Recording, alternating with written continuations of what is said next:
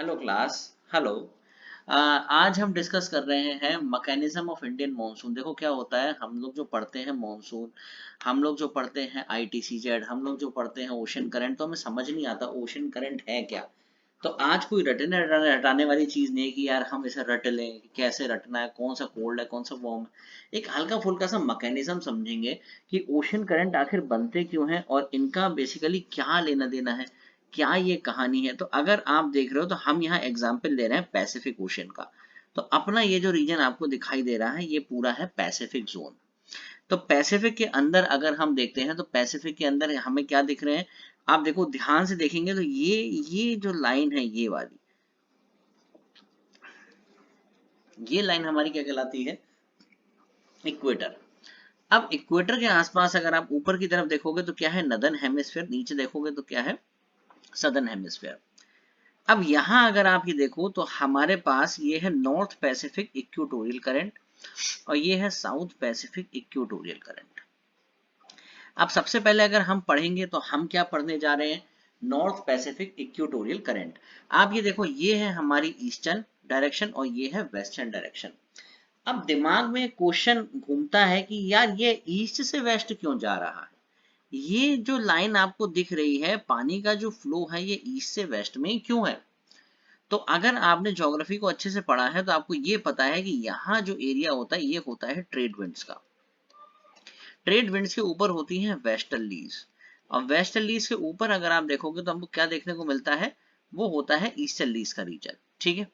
तो अब अगर हम यहाँ देखते हैं ट्रेड विंड्स, और ट्रेड विंड्स का एक कंटिन्यूअस फ्लो होता है, वो होता है ईस्ट से वेस्ट की डायरेक्शन।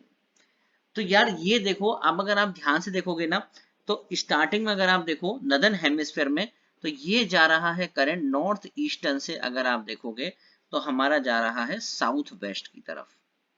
क्लियर है, नॉर्थ ईस्ट से करंट हमारा किधर की तरफ जा रहा है, साउथ वेस्ट की तरफ। तो ये नॉर्थ पैसिफिक इक्वेटोरियल करंट हमारा क्या कर रहा है, जेनरेट हो रहा है। ठीक है, बहुत अच्छी बात है। उसके बाद अगर हम आगे चलते हैं तो हमें क्या दिखता है, हम एक चीज जानते हैं कि हमारे अर्थ के रोटेशन से क्या कौन सा फोर्स जनरेट होता है, उसे हम क्या बोलते हैं, उसे हम बोलते हैं कोरियोलिस फोर्स। अब अगर आप एक चीज समझ रहे हो तो सारा का सारा पानी इकट्ठा किधर की तरफ हो गया है, वेस्ट की तरफ। और हमारी अर्थ जब रोटेट होती है तो वेस्ट टू ईस्ट रोटेट होती है, और उसमें जो फोर्स जनरेट होता है तो ये हमारा क्या बन जाएगा, पानी का मूवमेंट फिर से इस डायरेक्शन में होगा, उसे हम क्या बोलेंगे, काउंटर इक्वेटोरियल करंट। क्या बोलेंगे, काउंटर इक्वेटोरियल करंट। ठीक है, इसमें कुछ रटने का नहीं है कि आप सोचो एकदम से हम रट लें और हम बस बता दें कि यार हाँ ऐसा ऐसा होता है, नहीं नहीं, हम एक चीज को समझेंगे कि ऐसा क्यों हो रहा है। तो ये तो काउंटर इक्वेटोरियल करंट हमारा चल रहा है। अब और कुछ हमारा करंट क्या है, आगे आप जाके देखोगे तो आपको आइलैंड्स मिलेंगे, सुमात्रा, बोर्नियो, ये इंडोनेशिया के आसपास के आइलैंड आपको देखने को मिलेंगे। और फिर हमारे यहाँ पे जो वाटर बॉडीज आती हैं उससे ये क्या करता है, ये आप देखो तो ये क्या करता है, ड्रिफ्ट करता है। अब जब ये हमारा करंट क्या करेगा, ड्रिफ्ट करेगा, तो उस कंडीशन में यहाँ क्या होता है, एक तरीके से समझ रहे हो आप, यहाँ पे गायरे बनता है। गायरे क्या होता है, एक वाटर साइकिल बनती है। अब देखो, अब एक बार बहुत ध्यान समझेंगे, अब ये जो करंट है ये किस दिशा में आ गया है, ये आ गया है वेस्टर्लीज की हद में। और वेस्टर्लीज आप सभी लोग जानते हो किधर से किधर मूव करेगी, वेस्टर्लीज मूव करेगी वेस्ट से ईस्ट की तरफ। ये देखो इस तरीके से यहाँ पे क्या जा रही है, वेस्ट से ईस्ट की तरफ। लेकिन हम क्या देखते हैं, आगे जाके ये जो करंट है ये थोड़ा कोल्ड होने लगा, ये कोल्ड होने लगा। एक बेल्ट हमारी यहां से आगे की तरफ निकल गई, वार्म बेल्ट। ये एकदम से क्यों ठंडा होने लगा, ये अभी हम आगे जाकर डिस्कस करेंगे। अभी हमें ये समझ में आ रहा है, तो ये जो पूरा फ्लो बन रहा है इसको हम क्या बोल रहे हैं, सब ट्रॉपिकल गायरे। सब ट्रॉपिकल क्या बोल रहे हैं, सब ट्रॉपिकल गायरे। समझ में आ रही बात। अब अगर आप एक चीज और समझो तो क्या कहानी है, ये अभी हम डिस्कस करेंगे, जस्ट अभी आप चिंता ना करें। उससे पहले हम एक चीज देखते हैं कि इक्वेटर के आसपास क्या होता है, टेम्परेचर बहुत ज्यादा होता है। मेन फैक्टर क्या है, टेम्परेचर ज्यादा होने से फिर हमारा इवेपोरेशन क्या होता है, ज्यादा होता है। इवेपोरेशन ज्यादा होने से वहां पे सैलिनिटी हमें क्या है, ज्यादा देखने को मिलती है। डेंसिटी भी क्या है, हमें उस जगह भी ज्यादा देखने को मिलती है। तो अगर डेंसिटी कहीं की ज्यादा होगी तो वहां अगर आप देख रहे हो तो वाटर का लेवल क्या है, वहां पे लो हो रहा होगा। ठीक है, और अगर आप देखते हो यहाँ पे अभी हम इसको ये पॉइंट समझ में आया, लेकिन मेन ओशन करंट क्यों जनरेट होते हैं? Due to movement of wind. जो हवाएं चलती हैं इस वजह से हमारा ओशन करंट का स्टार्टिंग होती है। ठीक है, ये पॉइंट सबको समझ में आया। उसके बाद हम यहाँ क्या देख रहे हैं, होकाइडो है यहाँ आसपास, अगर आप समझ रहे हो तो ये जो जगह है यहाँ, अब यहाँ देखो ऊपर से करंट आ रहा है, ये है कोल्ड करंट। जो करंट हमारा पोल से आता है उसे बोलते हैं कोल्ड करंट, और जो इक्वेटर से आता है उसे क्या बोलते हैं हम? Warm current. तो यहाँ देखो क्या होता है, ये एक तरीके से ना फॉग यहाँ जनरेट होता है, ये बहुत बड़ा ऐसा बैंक बनता है जहाँ पे आपके जू प्लैंकटन, फाइटो प्लैंकटन ये सब आते हैं, प्लस साथ में क्या आती हैं? फिशेस आती हैं, और जब फिशेस आती हैं तो क्या होता है? मछुआरे भी आते हैं। तो ये बहुत बड़ा बैंक होता है, या बहुत बड़ा आप कह सकते हो, जहाँ पे क्या है, वार्म और कोल्ड करंट क्या करते हैं? मीट करते हैं। ये बात यहाँ तक समझ में आ रही है? ठीक है। अब यहाँ आप देखो जो होकाइडो द्वीप है अपना, ये हम यहाँ आसपास देख रहे हैं। अब हम जब आगे चलेंगे तो आप देखो यहाँ पे, या हमने भी इसको छोड़ दिया था, तो ये देखिए यहाँ पे क्या है, ये कोल्ड करंट होने लगता है। ये देखो ये कोल्ड करंट होता है, वापस क्या इसी में मिल जाता है, एक सर्कुलर फॉर्म तैयार हो रही है।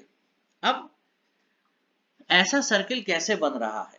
तो ये देखो यहाँ क्या है, अगर आप यहाँ समझने चाह रहे हो तो यहाँ एक डेजर्ट है यूएसए के अंदर, इसको हम क्या समझते हैं? सोनोरन। तो ये जो सोनोरन का डेजर्ट है यहाँ, अगर आप देख रहे हो तो आपको पता है कि डेजर्ट होगा तो गर्मी होगी। अब जब डेजर्ट है तो गर्मी होगी, तो डेजर्ट के आसपास अगर आप समझ रहे हो तो टेम्परेचर कैसा होगा? ज्यादा होगा। उसके कंपैरिजन में कैलिफोर्निया का करंट जो आ रहा है उसका जो टेम्परेचर है वो कम होगा। समझ में आई बात? इसीलिए इस मैकेनिज्म को पढ़ रहे हैं। तो कैलिफोर्निया करंट क्या होता जा रहा है? हमारा लो होता जा रहा है, उसका टेम्परेचर क्या है? कम है। सोनोरन के कंपैरिजन में, अगर आप सोनोरन को यहाँ समझ रहे हो तो सोनोरन के कंपैरिजन में क्या है, उसका जो एक तरीके से आप कह सकते हो टेम्परेचर सोनोरन का ज्यादा है, लेकिन कैलिफोर्निया के आसपास देखते हो टेम्परेचर क्या है? कम है। तो यहाँ पे हमें यही चीज देखने को मिलती है, कैलिफोर्निया करंट हमारा क्या हो जाता है? कोल्ड करंट हो जाता है। ये बात समझ में आ रही है? कैलिफोर्निया करंट क्या हो जाता है? कोल्ड करंट हो जाता है। देखो यहाँ पे थोड़ी सी स्पेलिंग से NORTH होना चाहिए, ईस्टर्न की स्पेलिंग थोड़ी गड़बड़ है, वो आप जाने दीजिए, आप कंसेप्ट को समझिए। तो यहाँ अगर आप देख रहे हो तो सोलर का टेम्परेचर ज्यादा है, इसका टेम्परेचर कम है, तो इससे क्या हो गया? ये कोल्ड। और वही चीज अगर आप ऊपर जाके देखोगे अलास्का की कंडीशन में, तो अलास्का की कंडीशन में यहाँ देखो ये करंट क्या होता जा रहा है? वार्म। किसकी कंपैरिजन में? अलास्का क्या है? बहुत ही क्या है? कोल्ड है। तो उसे कोल्ड कंपैरिजन में यहाँ का टेम्परेचर कैसा आपको देखने को मिलेगा? ज्यादा। ऊपर टेम्परेचर कैसा देखने को मिलेगा? कम। तो ये आप देख रहे हो नदर्न हेमिस्फेयर के अंदर पैसिफिक ओशियन में हम इस तरह का जो साइक्लोन, सॉरी, ये जो ओशन करंट है इसका फ्लो समझते हैं। ओशन करंट्स में आप एक कंसेप्ट और समझिए, वो होता है अपवेलिंग। अपवेलिंग में क्या होता है कि जो पानी हमारा डिस्प्लेस होता है, सपोज दैट अगर हम बात करें तो कोई पानी, कोई वाटर, यहाँ कुछ है, यहाँ से पानी डिस्प्लेस हो रहा है कंटिन्यूसली, तो यहाँ की जगह को भरने के लिए भी तो पानी यहाँ से आएगा। तो जो पानी नीचे से आता है वो क्या होता है? बहुत न्यूट्रिएंट रिच वाटर होता है। उस वजह से वहां पे जू प्लैंकटन, फाइटोप्लैंकटन ये सब क्या करते हैं? डेवलप करते हैं। तो ये बहुत अच्छा कंसेप्ट है। अगर आप ओशन करंट इस तरह से, हम मैकेनिज्म वाली बहुत सारी वीडियोस लेके आते हैं जिसमें आपको कोई रटने रटाने वाली बात नहीं है, हमें समझना है। मैं एक ओशन करंट पर वीडियो ऐसी भी बनाऊंगा जिसमें आपको जस्ट हम कौन सा करंट कहाँ है वो आप याद कर लोगे। लेकिन अगर आपको समझाना पड़े, जैसे आप मेंस में लिखोगे, मान लो ओशन करंट पर कोई क्वेश्चन आता है, कोई भी केस आता है, तो आप एटलीस्ट उसे डिफाइन कर सकते हो, हाँ भाई ये इस तरीके से होता है। क्यों कैलिफोर्निया करंट हमारा कोल्ड हो जाता है, क्यों अलास्का करंट हमारा वार्म हो जाता है, इन स्पाइट ऑफ दैट एक तरफ कोल्ड करंट था, एक तरफ वार्म करंट था। ठीक है। तो ये नॉर्थ इक्वेटोरियल करंट की पूरी क्या होती है? अपनी कहानी होती है। अब जब हम नीचे की तरफ आएंगे तो हमें दिखाई देगा साउथ पैसिफिक इक्वेटोरियल करंट। आप देखो ये वाला, तो ये हमारा क्या है? इक्वेटर से अगर आप देखोगे तो क्या है? सदर्न डायरेक्शन में। तो सदर्न डायरेक्शन में होने की वजह से यहाँ पे क्या होता है? तो सदर्न डायरेक्शन में होने की वजह से यहाँ पे आप देख रहे हो, एक तो क्या है सबसे बड़ी बात, एक क्वेश्चन बहुत बार पूछा जाता है कि यहाँ पे लैंड मास क्या है? कम है। तो अब आप देख रहे हो इसकी ड्रिफ्टिंग, अगर आप देखोगे तो इस डायरेक्शन में इसकी ड्रिफ्टिंग होती है ऐसे। ये देखो, देखो जब तक मैकेनिज्म किसी चीज का समझ में नहीं आएगा ना, तो आप कितना भी पढ़ लो कोई मतलब नहीं, कोई सेंस नहीं बनता, ऐसा क्यों हो रहा है, क्यों नहीं हो रहा है। तो आप ऊपर देख रहे हो, अगर आप बहुत ध्यान से देखो तो एक तो गायरे ये बन रहा है वाटर साइकिल, एक ये बन रही है और एक इसके ऊपर बन रही है। तो आपको यहाँ पे नदन साइक्लोन्स में, सॉरी नदन हेमिस्फेयर के अंदर आपको दो गायरे देखने को मिल रहे हैं, मतलब दो तरह की वाटर साइकिल देखने को मिल रही है। ठीक है, अब हम इसको यहाँ थोड़ा सा क्लियर कर देते हैं जिससे आप लोगों को थोड़ा सा क्लियर हो चीजें। ठीक, उसके बाद अब हम यहाँ देख रहे हैं क्या, साउथ पैसिफिक इक्वेटोरियल करंट, ये वाला जो करंट है ये हमारा क्या है, पानी का फ्लो इस डायरेक्शन में हो रहा है। अब जब पानी का फ्लो इस डायरेक्शन में हो रहा है तो पानी क्या कर रहा है, इधर की तरफ मूव कर रहा है। ठीक है, तो ईस्टर्न ऑस्ट्रेलिया करंट पे अगर आप देखोगे तो किस तरीके का आपको देखने को मिलता है करंट, तो वो होगा अपना वार्म करंट। क्यों, वार्म करंट कौन से होते हैं, जो इक्वेटर से आते हैं, और कोल्ड करंट कौन से होते हैं, जो पोल से आते हैं। बहुत सिंपल सी बात है। तो अब यार ये देखो, अब क्या करें, यहाँ तो यार देखो एक गायरे बनना चाहिए था, एक सबसे पहले वो गायरे कोई बन ही नहीं रहा है, ऐसा क्या हो गया है। तो यहाँ क्या कहानी है, यहाँ पे आपने अगर नाम सुना होगा तो आपने क्या सुना है, सदर्न हेमिस्फीयर के अंदर आप देखिए रोरिंग 40s, ये सारे नाम आपने सुने होंगे, फ्यूरियस 50s और स्क्रीमिंग 60s।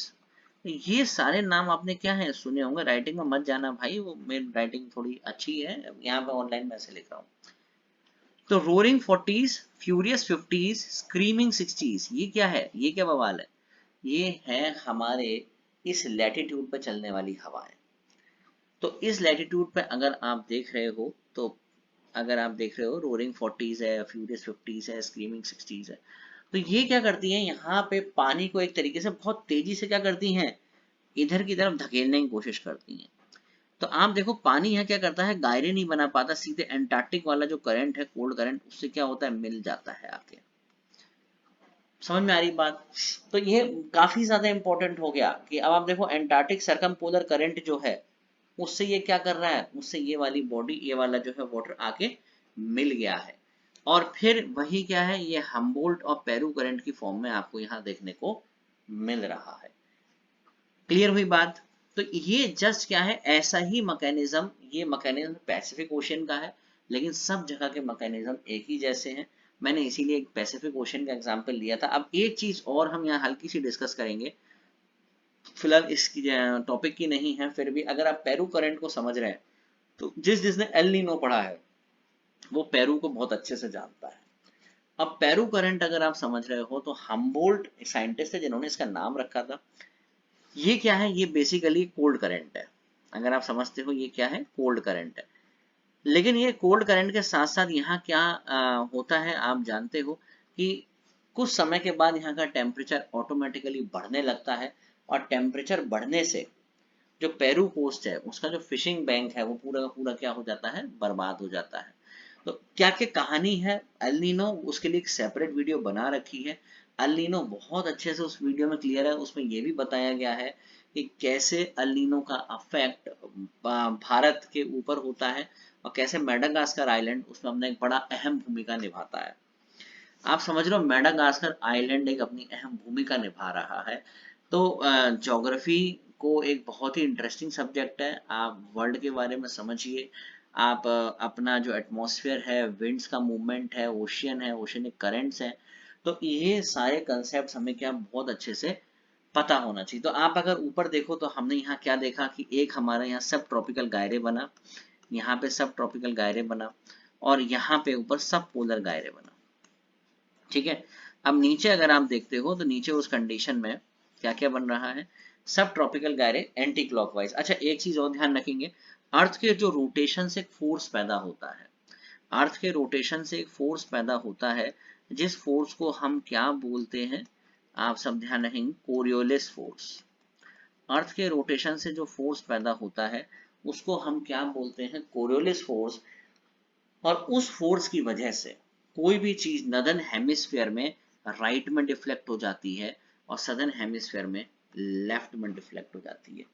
अब मैंने ये जो लाइंस बनाई हैं, ये अगेन मैं फिर बोलूंगा, ये प्रेशर बेल्ट का कंसेप्ट है। प्रेशर बेल्ट मैंने फिर अपनी वीडियोस में बता रखा है, नमस्ते हिस्ट्री नाम से चैनल है, उसमें आप देखोगे, उसमें आपको मैकेनिज्म ऑफ इंडियन मानसून के साथ साथ ITCZ का शिफ्ट कैसे होता है, अर्थ के रोटेशन से कोरियोलिस फोर्स होता है, फिर प्रेशर बेल्ट कैसे होती है, और एक नई वीडियो ये मैं लेके आया हूँ जिसका नाम है ओशन करेंट्स। तो ओशन करंट का मैकेनिज्म समझा है, नाम वाम नहीं, नाम नहीं याद करने। वो मैं एक वीडियो बना दूंगा, उसमें मैं आपको 10 मिनट में नाम याद करवा दूंगा, लेकिन आप समझो ये चीज कैसे हो रही है। तो आप जब कहीं ना कहीं हम किसी चीज को समझते हैं ना, तो हमारी पर्सनालिटी कहीं ना कहीं क्या करती है, बूम करती है, अच्छी स्ट्रांग होती है, हम लोगों के सामने बात करने लायक होते हैं। हमने रट लिया, हमने वो नाम रट लिए, हमने पूरे दिन रटे रात रटे नहीं, आप 2 बार क्या इसको बना दोगे ना, तो आपको खुद ही याद हो जाएंगे। कोई जरूरत ही नहीं है आपको ओशन करंट के नाम रटने की, हाय कैसे याद होंगे कैसे याद होंगे, नहीं। आप एक बार इस वीडियो को समझ लीजिए तो आपका पैसिफिक तो वैसे ही क्लियर हो गया, अटलांटिक का भी मैं और एक अपलोड कर दूंगा तो अटलांटिक भी क्लियर हो जाएगा, खत्म हो गई बात। सिंपल सी बात है। अब इसमें इतना हम सोचेंगे तो हम याद ही करते रह जाएंगे और कुछ नहीं, ठीक है। तो thank you very much, like share और सब्सक्राइब जैसे सभी लोग बोलते हैं वो करिएगा। तो धीरे धीरे हम ऐसे मैकेनिज्म वाली वीडियोस लेके आएंगे जो स्टेट PCS मेंस लेवल पे आपकी पर्सनालिटी के हिसाब से कहीं ना कहीं लोगों को समझाने में मदद करेगी। ठीक है, okay, thank you very much.